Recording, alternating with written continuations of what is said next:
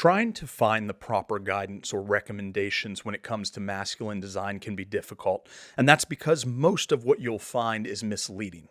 A large portion of the advice out there sends people down a bleak path. They'll tell you masculinity means stripping everything down, focusing only on function, keeping it bare, and sticking to neutral grays and whites. Minimal, simple, and don't you dare get too complex. But that's not masculine design. That's the byproduct of those who never took the time to understand the rich, underlying layers that create these interiors. They're still living inside the stereotype that men don't care about their surroundings, which was never really true. It was an assumption that was handed to us, and we just stood there and held it as if it was our girlfriend or wife's purse. Now, if you're in the middle of the Amazon or actively deployed, sure, a chair is a chair. You wouldn't care if it's a tree stump or a bucket flipped upside down. You need somewhere to sit while rotating a fish over a fire. But the comfort of your own home is a different story. Men do care about their surroundings. We want to surround ourselves with things that reflect who we are, things we connect with. So today I'm going to clear up some of the biggest misconceptions about masculine design, how they came about, and what the truth really is, so you can have a better mental foundation around creating your space at home or at work. If you're a returning subscriber, hit the thumbs up. If you're new here, hopefully by the end of this video, you'll be a subscriber. Remember that if you would like our help in designing your room, you can have that help by clicking the link in the description below. One of the most common myths is that a masculine home should be minimalist. Relatively bare walls, a sofa simple in structure and pattern, a coffee table with a bit of sheen to it, and make sure you have that meaningless, disconnected Highland cow framed above you. That doesn't create impact, it creates absence.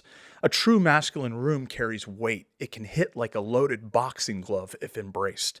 Think about a proper study or lounge. Richness is all around you. Books, wood tones, leather, lighting, artwork. It's layered on a completely different spectrum than being stripped down. So you might ask yourself, well, why is the opposite perception so prevalent? The 50s and 60s introduced modern minimalism. After World War II, less is more became the mantra. The United States was recovering from a devastating hangover that ended a raging party of economic prosperity. Rebranding minimalism as smart and masculine was a way to convince society that the styles of grandeur experienced during enormous prosperity were out of style. It was passed off as a trend, a cloak over the eyes. But it was good for morale to have people believe there was nothing to miss, to strap up their boots and get right back to rebuilding. In the 80s and 90s, pop culture sold men white walls, black leather sofas, and glass coffee tables. It was simple and it was flashy, but it was shallow. Once we reached the Instagram and blog era of the 2010s, stripped down spaces became the one-size-fits-all template that men were told was safe. Clutter is often perceived as immature, and that's fair, but minimalism was missold as the grown-up masculine choice. With this, you end up with rooms that present as neat, but feel hollow. Ultimately, the misconception gained traction because it was easy to copy. But it's a far stretch from the real thing. Another propagation was that a masculine room should stick to black, gray, and beige. Historically, that's not correct. Masculine interiors have never been afraid of color, though some of the best have been masters at using color deliberately rather than liberally, and it's possible that caused some misunderstanding to the untrained eye. English club green, vintage burgundy, Oxford navy, colors like these probably pique your interest, make you raise an eyebrow or two, have you saying to yourself, I wouldn't mind trying that. You're not alone, and you're not the first in feeling that. These shades continuously bring confidence and dimension. They're paired with neutrals, yes, but there's no reason to feel confined to a colorless palette. History has shown us the use of color within pillars of heritage time and time again. Gentlemen's clubs drenched in deep reds and greens, Victorian libraries wrapped in dyed leathers and wood, Art Deco lounges glowing with brass and emerald, Ivy League studies anchored with burgundy and navy. Rich hues and bold accents have always been part of masculine interiors.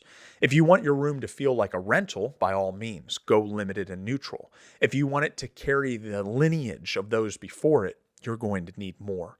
So let's try to get ourselves on track. If it's not simply minimalism and it's not all neutrals, what actually makes an impressive masculine space? The first is going to be furniture with strong presence. These are pieces that you can look at and say, I respect that. I'm going to give you examples of items next to each other that serve the same functional purpose, but the difference in visual impact is quite obvious. A particle board desk as compared to a solid walnut desk. A spindly accent chair versus a leather club chair. A round wood veneer coffee table versus a sharp-edged, solid stone top coffee table. This strength of presence is created through furniture that feels decisive rather than disposable. Secondly, you're going to want to aim for materials that carry weight. A heavy wool rug that holds the room in place like the anchor of a ship, as opposed to a thin synthetic rug that slides around when you walk on it.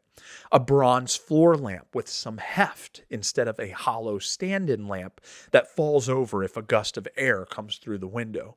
A leather sofa with rich glow of authentic leather and robust structure versus a microfiber sofa that looks tired after a year. This weight helps your room feel braced and locked in, durable both visually and materially.